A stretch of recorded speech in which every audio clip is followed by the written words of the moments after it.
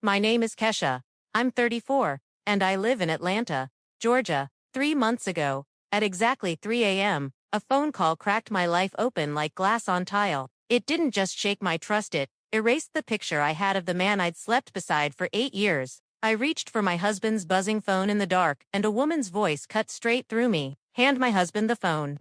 5 words. My heart fell straight through the mattress. A few minutes later, my marriage would become a crime scene, and I would be the one cataloging the evidence.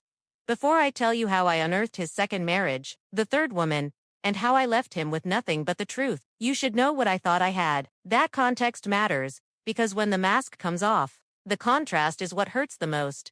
I met Marcus 9 years ago at a backyard cookout on a warm Atlanta evening. He was everything women are warned about and still fall for anyway.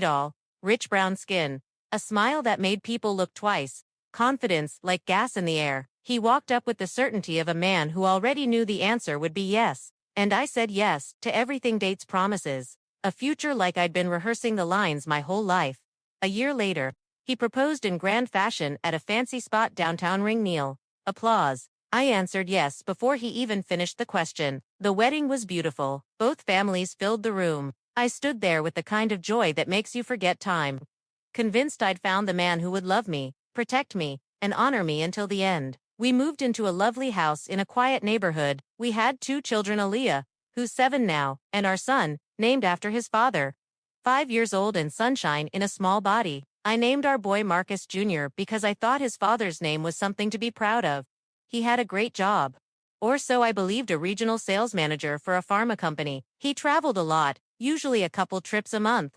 But he called every night to say goodnight to the kids, and I love you to me. He came home bearing gifts and stories. He held my hand in church. He coached our son's little league team when he was in town. We were that family neighbors envied, friends admired. My mother bragged. I thought I'd won the husband lottery.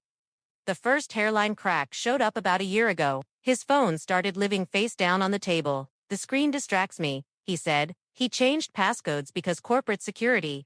He began traveling nearly every week instead of once or twice a month. He said he was up for a promotion, and this grind was for us. Late nights in the office became normal. He'd walk in at 10 or 11, wolf down the dinner I kept warm, pass out on the couch. I rubbed his shoulders and told him not to work so hard. He kissed my forehead and told me it would all pay off soon. The intimacy shifted, from often to barely. He was tired, stressed, work. I wondered if I was doing something wrong. I changed my hair, bought the lingerie, suggested weekend getaways. He'd smile, say he loved me, and roll over. He got in shape, new gym routine, new cologne, sharp clothes. I thought it was for me. I didn't realize I was watching a man prepare himself for someone else. Friends asked questions I didn't want to answer. He's gone a lot, huh? You're okay with all this travel? My sister said she didn't trust a calendar that full. I defended him like my life depended on it. If you've ever defended a lie you need it to be true, you know the ferocity I'm talking about. When something seems too perfect, it usually is. But when you're standing in the glow, you'll call it sunshine, not flames. One night, 6 months before the call, I woke up at 2 a.m. and found him in the living room texting like his thumbs were on fire. I asked who he was messaging at that hour, and he jumped, shoved the phone away. Coworker, deadline, he muttered. I let it go. That night should have been my siren. I put a pillow over my ears and went back to sleep. Fast forward to that Tuesday night. Kids tucked in. Marcus came home late, showered, and was snoring by 11. At 3, his phone wouldn't stop buzzing. Unknown number. I never answer his calls. That night, something in me said, pick up. I said hello. A woman with sharp, steady rage in her voice said, put my husband on. I thought misheard. You have the wrong number. I said automatically. She laughed. No. I'm trying to reach Marcus Thompson. I'm his wife. The room tilted. My husband, lying inches away, had a woman claiming him from the other end of a phone line. I slipped into the hallway and pressed myself against the wall to keep from falling. Repeat that, I whispered. She did. I'm Danielle. I've been married to Marcus for 3 years. We have a 2-year-old son. I found your number saved as K with a heart. My world broke clean down the middle. I told her my name, that I'd been married to him 8 years, 2 kids. The wedding photos on my walls, the Christmas mornings, the Sundays. Silence. When Danielle spoke again, the fight had drained out of her voice. He told me I was his first wife, she said softly, and in that moment, I knew she wasn't my enemy. She was in the fire with me. Where are you? I asked. Memphis, she said. He told her he traveled to Atlanta for work. The business trips. The hotel reservations that sometimes didn't exist. The late nights. All the empty space I excused as ambition. He filled those pockets with another home. I wanted to march into the bedroom and drag him out of sleep into the truth. Danielle stopped me. Don't wake him. Compare notes with me first. If he's been lying to both of us, we need to know everything before we confront him and, then we make him pay attention. We stayed on the phone until the sky went from black to blue. She met him 5 years ago at a conference in Memphis. He introduced himself with the same job title he presented to me. He courted her hard, proposed after 2 years on a beach in Miami, sound familiar? And married her quietly. When she got pregnant, he celebrated like it was his first time. He named their son Marcus Jr., too. Yes, you heard that right. He had the audacity to give 2 boys in 2 cities the same name, a monument to his ego.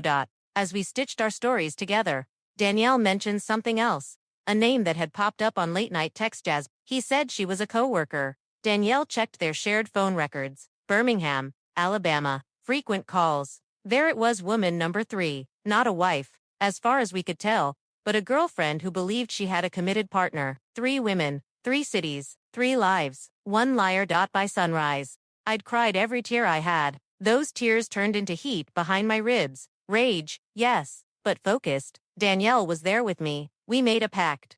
No scenes, no screaming. We'd become our own investigators. Download the bank statements. Pull the credit card lists. Cross-check travel. Screenshot the messages. Then we'd stand in the same room and end his game. The next weeks nearly emptied me. I played my part at home. Good morning kiss. Dinner leftovers saved. School forms signed while I traced my husband's footprints through numbers. Restaurant charges in Memphis I'd never heard of. Purchases in Birmingham. Hotel stays on nights he claimed to be at the office. Duplicates spending patterns. Flowers I never received. Gifts Danielle never saw. And then the extra punch. Fake expense reports. Corporate card swipes for personal travel. He wasn't just a cheater. He was stealing from his employer to fund his secret family scheduling.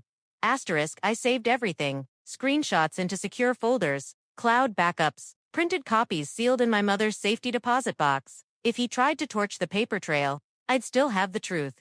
Asterisk, 3 weeks after the 3 a.m. call, Danielle flew into Atlanta. I told my mother I needed a weekend alone with Marcus and dropped the kids off with her. She sent me off with a smile, not knowing she was shielding my babies from a nightmare. When Danielle knocked on my door, I didn't know how it would feel to meet the other woman. The moment I saw her, ice raw and red, I stepped forward and hugged her. We were strangers bound by the same wound. We sat in my living room, under the family photos, and reviewed the plan like a checklist. Direct. Evidence first. No shouting. No giving him any room to twist. Asterisk, at 7:15 p.m. Tires crunched in the driveway. His key turned in the lock. He stepped into the house with gas station flowers and a smile he'd rehearsed for years. Babe, I'm home. In here, I said. He rounded the corner, saw Danielle on the couch, and the color fell out of him. The bouquet slid from his hand onto the floor. What is this? He stammered. Marcus, I said slowly, you remember your other wife, Danielle, the one you married 3 years ago, the mother of your other son. He opened his mouth. Nothing. Danielle stood. Evening, husband, she said, sarcasm soft and lethal. Miss me. He lifted his hands like a man facing a gun he couldn't see. This isn't what it looks like, he said. I can explain. It's exactly what it looks like, I said. 2 wives, 2 families, 2 sons with the same name, and years of lies. Explain that. He tried everything. Blame the pressure. Blame his childhood. Blame his fear of losing love. He even tried to turn us on each other, suggested that if I had been a better wife, he wouldn't have needed Danielle. That earned him a look from both of us that should have lit him on fire. I pulled a folder from the coffee table and scattered the contents at his feet. Receipts, hotel confirmations, expense reports, text logs, This is your truth, I said, in print, signed by your hand. You won't talk your way around this. His shoulders dropped. The mask he'd lived in for half a decade cracked. I'm sorry, he whispered. I never meant for it to get this far. There are words that mean nothing when they arrive too late. Sorry is one of them. We told him we knew about Jasmine. His eyes flashed with panic. Then resignation. He admitted to 3 of us. We didn't believe him. Why would we? He'd built a career on making lies sound reasonable.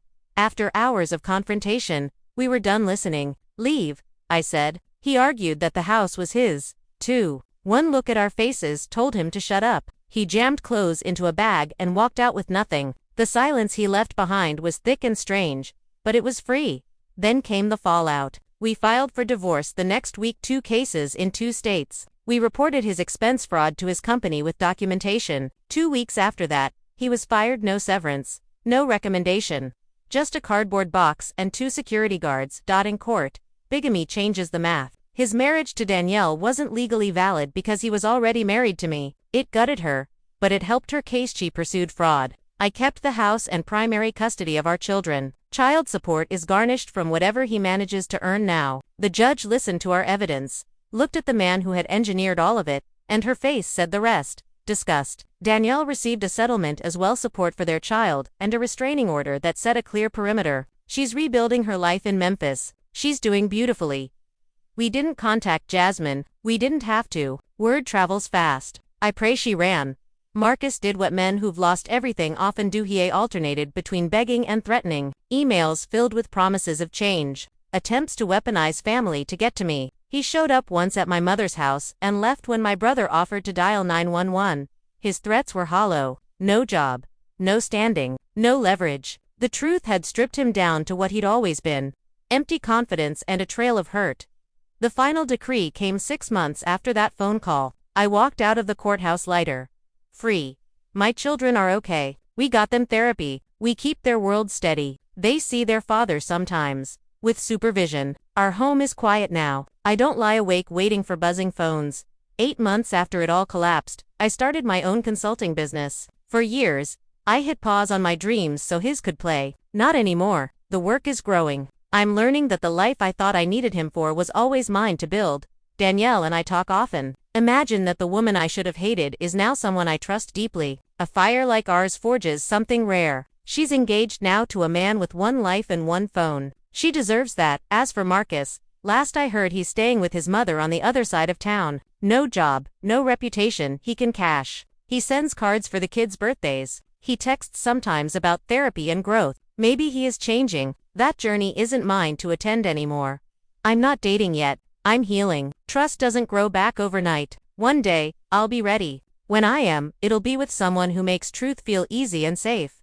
If you're listening to this and something in your gut is whispering that your situation isn't right, believe it. Don't explain the red flags away like I did. Start documenting. Ask hard questions. The truth will walk and eventually choose to be standing up when it does, and if you discover you're not the only one, they call her the other woman, but often she's someone who believed a script just like you did. Aim your anger at the person who wrote the lies, not the other person who was handed them. You will survive. It will break and bend you first. You will cry until the well runs dry. Then you will rebuild, not quickly, not neatly, but stronger than you imagined. I'm proof. I am Kesha. I survived my husband's double life. And now, I am thriving. If this story hit home for you, take a breath. You're not alone. Share your story with someone who will hold it without judgment. And remember this, the truth always finds daylight. Always.